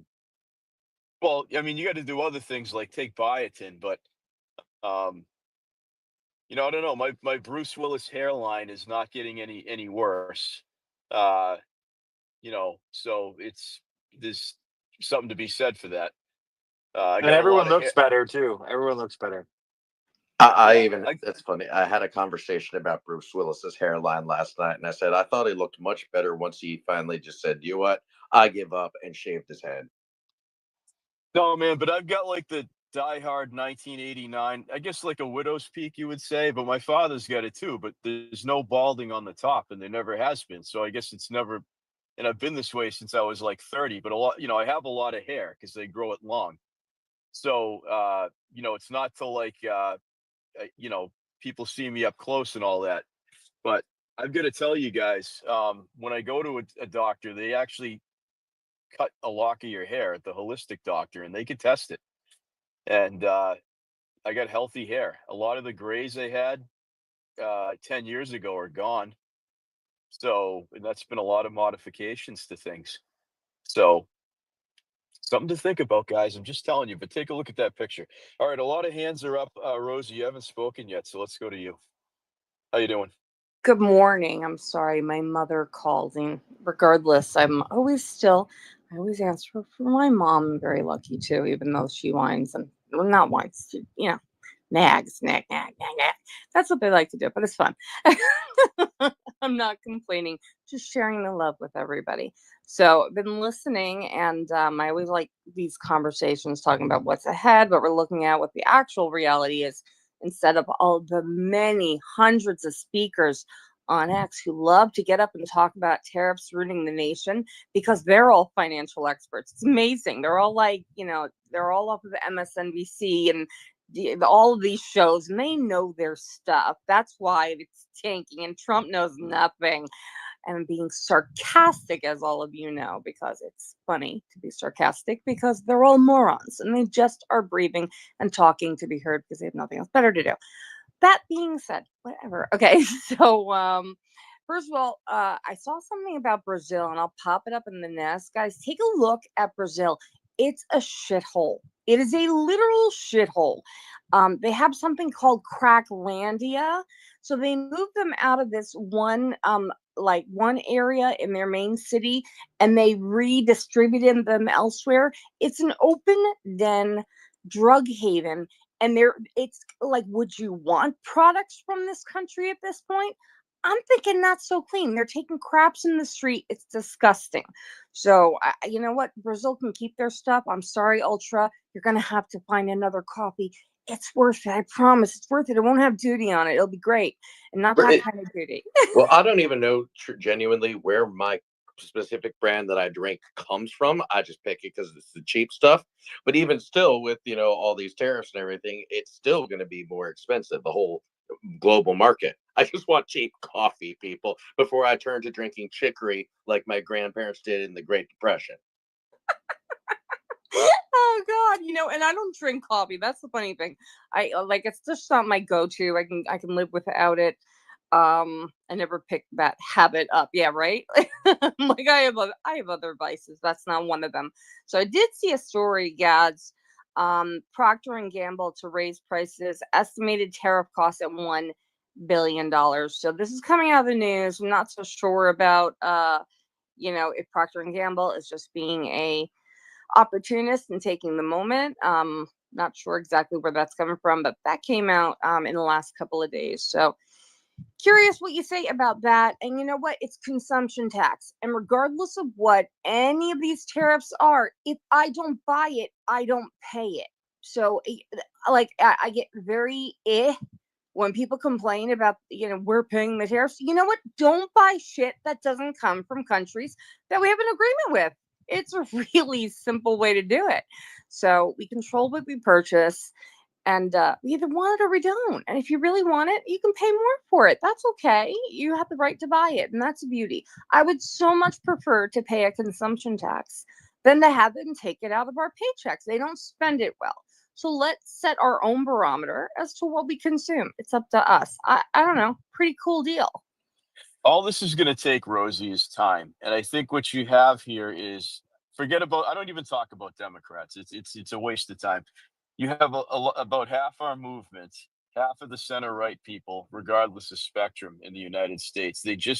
They need to see more proof. They need to see 6 months, a year of no core inflation rise and GDP growth. Otherwise, for now, I'm kind of giving them a mulligan because they don't have the months of data.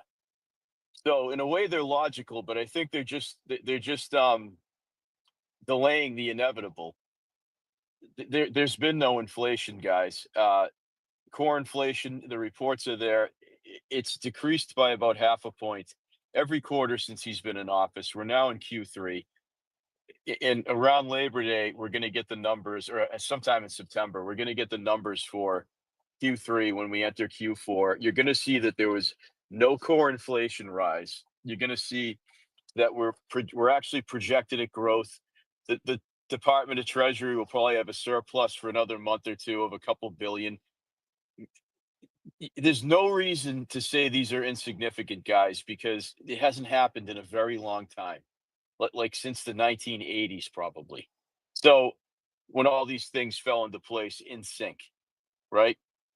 So just recognize if they're still making these arguments like 2 months from, I'm sorry, a year from now, then they're just Trump haters. They just have tariff derangement syndrome and Trump derangement syndrome.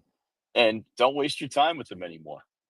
They can complain all they want and be skeptics, but when they're still buying, when their cost of living goes down, it's like that last Japanese soldier that was hidden in the Pacific and he didn't know the war was over and he wouldn't surrender until he wanted to know if the emperor was alive or not or whatever. You know that story. They found a Japanese imperial soldier, I think, like in the early 1960s, that was on some isolated island that thought that the World War II might have still been going on. He was like the last holdout. It is a true Maroon. story. Right. So that's what it's like with these panicants. They're like, nope, we're still. It's like they want inflation because they want to tell everybody we should have had Ron DeSantis as president and not Trump. Like, can you imagine being that petty and that small a person? And yes, they don't just exist on this app either. Most of them are here.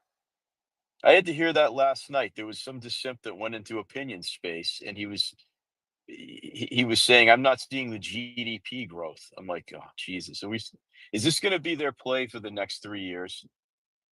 That we're only at 3% growth and not 5, so therefore Trump's a failure?" Give me a fucking break, guys. This is really getting tedious. Anyway, okay. Can I They can I got go? they Because got I gotta nothing, I gotta Gads. leave. Yeah, go ahead, Susie. Okay, That's fine. so two things. First off, that whole tanning thing, that's all really cool. You've got that little bit of like, more olive skin. I've got like, I'm a mix of Slavic and redhead, blondish, that, and basically, and this year, I thought I'm gonna get a tan on my legs because my legs are so white. Well, it's just Freckle City, okay? Just Freckle City. It's wild. Better than the white legs, but nonetheless, it's really not great. And that's not how I used to tan when I was a kid. But that's an age thing, probably. The older I get, the frecklier I get. Anyway, so on the Oh, seriously? Um, oh, I had all these figures. Okay, so currently the unemployment rate in the software development program right now is 120,000 to 170,000 Americans, non-H-1B visa holders. And we have about 360 to 490,000 software H-1B visa holders. So we have a lot of room, if you're going to be firing Americans and hiring H-1B visas, you should get slapped silly. You should be denied because we've got unemployed tech people out there. And every single day, just in 2025, we've already lost about 25,000 tech jobs. Are we getting rid of the H-1B visa holders first? How about we do that as opposed to Americans? Anyway, that's where I'm sticking. Anyway, got a lovely dentist appointment, so I've got to go to the pharmacy and pick up a pill that they give me, so I'm a little bit sleepier because this little bugger of a tooth is going to be hell. I'll be sleeping after that. My dentist is Well, very Hank, nice and gives me a relaxer pill. I almost fell asleep with my last dental appointment. It was so effective. That It's the sounds only way to heavenly. cool. go. Just saying. It does sound heavenly, doesn't it? It does. It really does. I fully Like, I support don't that. even remember my last appointment. It's kind of like, oh, okay, let's do that again. No, you're best taking a nap afterwards. Hey, I'll be the one to say, hey, you know what? Take a shot too. So I'm not good. I'm not good advice. Well, and this one is way back in the back, like it's a back molar.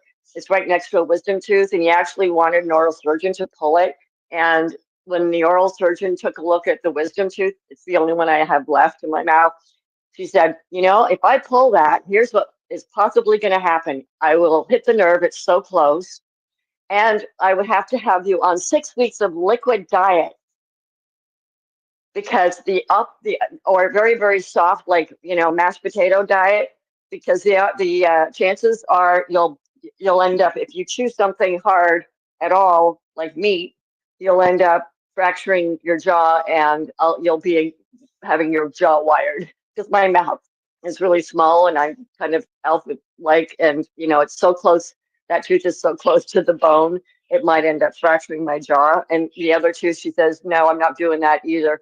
That will be horrid if I pulled that tooth. And again, same thing. So your dentist is going to have to sort something out. So he's going to try and sort something out, which sounds really ugly.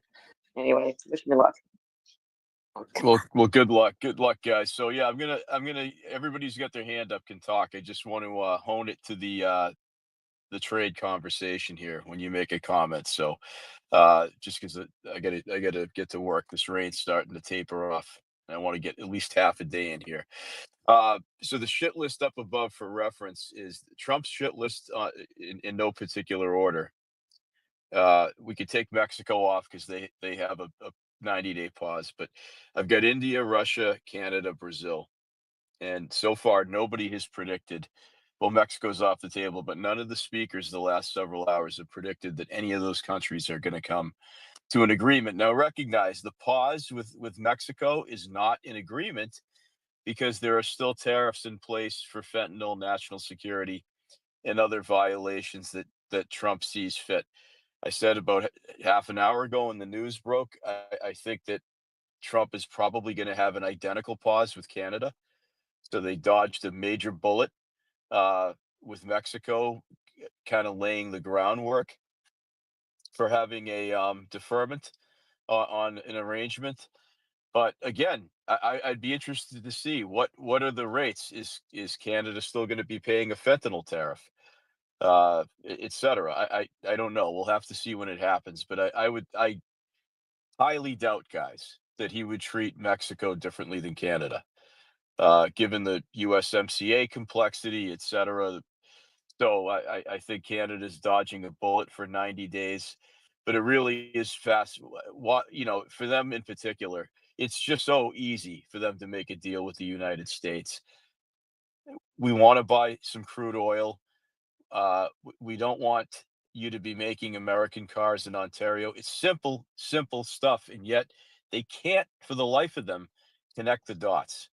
and I TR was up here earlier. I'm not buying that it's this new guy. It's this, to me, they've been in the same playbook. It's the same shit going back to Christmas time when Trudeau was still there. It's the exact same thing. They're just sitting around with their thumb up their asses up there. And I know this because Howard Lutnick, who's not shy, anytime he does media, he complains about the Canadian trade delegation. They're just not connecting the dots on a deal. So, and they have the easiest deal to make, easier than Mexico, easier than Japan, and they're just not doing it, guys. I don't foresee it happening. I think that they're going to take these 90 days, and actually the negotiations with Mexico and Canada are going to regress. I mean, Trump has the patience of this guy to put up with this fucking bullshit. After their compliance during Biden's ineptitude and it's mind blowing to me. Absolutely mind blowing. That the haters up there should be thanking Trump that he's going easy on them. Honestly, it's better than that government deserves right now. Janet, go ahead.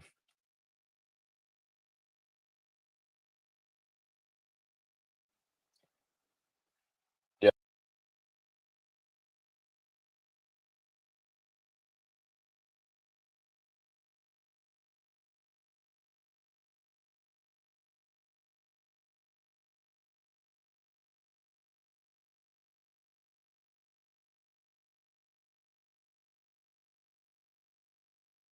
Oh, I'm sorry. Can you hear me still? Yeah. Okay. Yeah. I said that I think that Mexico will come to agreement and make changes in there before the 90 days is up. I said that earlier. I think that not tomorrow, that none of these are going to do it by tomorrow, but I do believe that Mexico will come to a trade agreement before any of the other countries that are on your list. And then I also wanted to add about the whole thing about the sun on your hair is right. I think it helps it come in thicker. Because it's stimulating the follicles in your scalp, but it all depends on your mother. If your mother's father is bald, then you will go bald as her son. That is just the way it is in genetics. That's all I wanted to add. Thank you for letting me speak again. You're welcome. So there you go, Chris. It's your maternal grandfather is to blame, evidently. But I think you shave your head though. You just shave it for a look. You're not bald, right? I shave it because otherwise I look like a moron because I'd go with the comb over. No, I'm completely. Oh, as I'm looking now, I haven't shaved in about a week, so I'll send you guys the picture in the back chat. I'm not worried about that, and you can see how bald I am. okay. I know some guys that just shave it all the time for a look. No, So- my I'm dentist. one of my them. dentist did that for such a long time. He's my close friend though, and like our kids are best friends. And I always thought he was bald, and I was like, "That's awesome," whatever, like kind of joking around. And then he grew his hair out long, and I'm like, "Are you fucking serious? You shaved your head because you wanted to, not because you had to? I fucking hate you." You're follically challenged, Chris. You're not bald. You're just follically challenged. Well, I got my hair is like down to my shoulders right now, pretty much, and I've got to tell you, it's not man bun territory. I'm never gonna do that shit, but it's about as long as I've ever had it, even going back to high school. But Janet, you're right about that because I had some grays. I didn't have a lot of them, but I had some grays like in my 30s, and they're gone now. It's also the red light therapy if you're still doing that, because I'm telling you right now, my hair is more curly than it's ever been, and I know it's humid, but it also feels thicker. And my doctor told me that with red light therapy does stimulate your skin cells, it brings collagen to the surface and all this different stuff, and it also stimulates your the vitamin D is one of the things that help. But your body makes your own vitamin D, which is way more healthier than just taking a supplement. But I also want to tell say that some women think bald is beautiful. So there you go. I wish men thought that about women with alopecia. Yeah, I know. I'm not a head shaver. I think it's not. I did it once, like in college. It's not me. I was meant to have a mane of hair. I think I look weird with a shit, even like a buzz, like a marine haircut. It just doesn't. It's not me. Um, I like having it a little bit long though. Yeah, just to run. It's nice. Shampooing your hair is a treat if you haven't done it, bald guys. So it's good. Anyway, feels good in the ocean too, having your hair in the salt water. I always liked it, which is why I grow it long. Vivian, thanks for waiting. Sure, thank you. Well, getting back to India and pharmaceuticals is where we get a lot of our pharmaceuticals from, and I think we've shied away from China a little bit because there. I don't know if you remember the whole heparin situation back in the '90s with Dennis Quaid and his twins almost dying from heparin that came in from China. And one thing, the thing about I've been in the healthcare business a long time since I was a kid, and I've seen the progression of our manufacturing going overseas.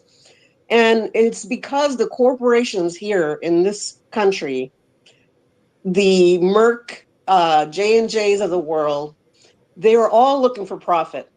And they made this whole importing of pharmaceuticals happen in America. It's the same with the auto business, auto manufacturing going down to Mexico. And that's what I think the corporations had such a huge position with our politicians. The lobbying is what's killing us. I think if we get rid of lobbying, we're going to see a lot more fairness and American kids getting hired and things like that. So anyway, so the price pressures and a lot of pharmaceuticals going generic back in the 70s, 80s, and 90s. There's so much price pressure, and you have hospital corporations that are negotiating for the best deal. Now you have insurance companies negotiating for the best deal, and so the price pressures is being put on by the consumers, by the users, I should say, in America. But at the same time, the corporations have no problem getting cheap drugs from India or China because they can make a lot more money here. So, and the thing about India is it's so interesting. When we started manufacturing in foreign countries, our FDA virtually they actually go to those countries and they visit those plants to make sure that they're following our regulations that we have here. And so India got so irritated with that for a while. They said, "How dare the FDA tell us how to run our plant?" Right? But then, if they didn't follow our regulations, we wouldn't be buying from them. So, so this is where India fell because so many of their plants had so many quality issues. And I'm telling you, I saw it for myself because I worked in healthcare, and it was downright scary. And you guys, you know what? You want to stay healthy? Stay away from prescription drugs that you have to be on forever and ever. And I'm not saying cut them all out. Like Susie here had to take a pain pill, which is fine because that's once in a blue moon. But if you're on a chronic medication, like a diabetes medicine, over time, it's just going to kill your kidneys and your liver because these places the hospitals do not do follow up with you on how your kidneys are doing after being on let's say a metformin or something for 30, 40 years. Or Vivian, even, I gotta end it soon here. Finish up. okay. Thank you Yeah, though. no, Go I'm ahead. just Finish. saying, if you want to stay healthy, stay away from the drugs for a long time, and then and seed oils, of course. Oh yeah. That Yes. I think it makes a big difference. So That's a huge difference right there. 100%. Thank you. A great guys. You guys have been awesome today. Everybody's been bringing it. Let me squeeze summer in here since it's my favorite season. Right to get the most dark in the sun. So go ahead. I was just outside doing that same thing, trying to water my very dead front yard that I'm pissed off about. But I walked into hearing about, I'm not happy with the guys that did that for the pool, but whatever. It is what it is. I worked so hard and now it looks like the ghetto. Oh well. But what I was going to say is I am going on, it'll be week 4, but full week 3 of peptides. I am obsessed. And it's interesting because I knew about them being in, the fitness competition world, but I didn't really know a lot about them in per se, like what they could do for me. And one of the things that has been probably the most life changing is my sleep. So I'm taking it's CJC 12.95 or 13.95, and I just ordered the BCG, which is like the holy grail of peptides. If you do not know anything about them, I highly recommend just going down that rabbit hole. There's some good podcasts. I get all mine from Peptide Sciences, and a bunch of other, pharmacies that ship, and they say that you need to have a doctor. But once again, I know somebody very close to me that bought the same exact peptide as me, nothing different, and it cost him $300 where mine with shipping was $109. So they mark everything up. They do that on purpose. But my sleep has been, I'm like a different person. And I was just telling my best friend, because I've been, keeping a log of everything. My dreams are incredible. Like I get excited to go to bed, but I wake up no matter what time, whether it's 6:30 to get ready for work or 10:30 because I slept in. I feel so rejuvenated. I feel like even my hormones, like everything's kind of starting to self-regulate itself. And I'm realizing it really is the sleep. And I don't know if it was just because I could never go into that deep sleep. So from 11 to 2, they say, like I take my peptide and I do the injection, but I take it about 10:30 and then try to go to bed. But aside from the sun, I think sleep is by far, at least what I'm learning, the most powerful weapon when it comes to depression, fatigue, like hormonal imbalance. I started taking it just for weightlifting and building more healthy muscle mass. I've noticed a little bit. I definitely am starting to see those benefits, but skin, hair. I mean, like, it's just incredible. And so I'm obsessed with them. I actually ordered a peptide nasal spray that should be here any day. That's more for focus and for during the day to take it so that, you can stay on track, whatever. But I just think that, there's so many amazing things out there that they don't tell you about.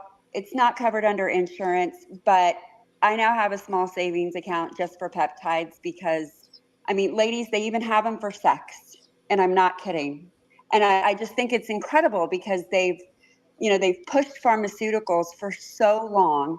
And we're starting to really see what has happened as a result of that. People, I look at, and I love her to death, but my mother-in-law, and she's on so many medications. She's always in pain. She's always having surgery. But oh my God, she does everything that her doctor says. And I wish I could be like, you need BCP. You need this, you need this, you need this, because you can stack these peptides and they're not going to hurt you. Literally, it's just helping your body recreate what has been torn down for so long. So I would just say if you're into that type of stuff, especially if you want to sleep and have, at least for me, because not everybody, but again, my dreams are my favorite thing now. Like it's literally an adventure every night and I get excited. And I can get up, go to the bathroom, and then go right back to my dreams, which has never happened before. So yeah, sleep and sun I'm beginning to think like the 100% holy grail of everything in life. And of course, they're going to try and block those things.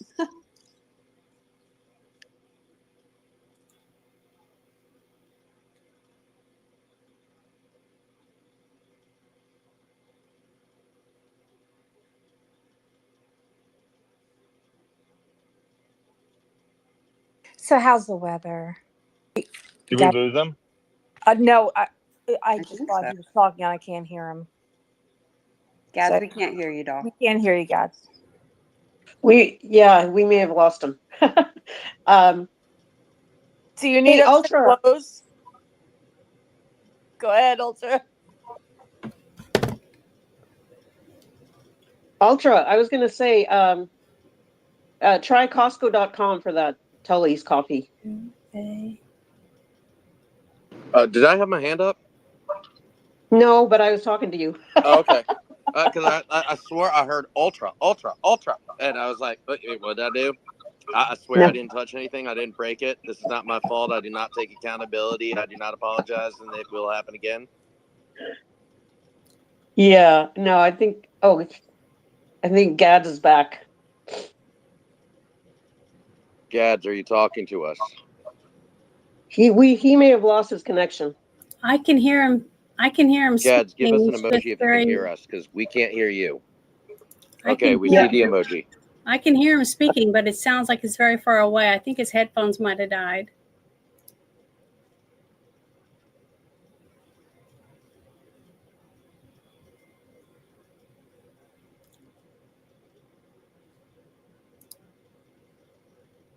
Your host is not like the others that he is with.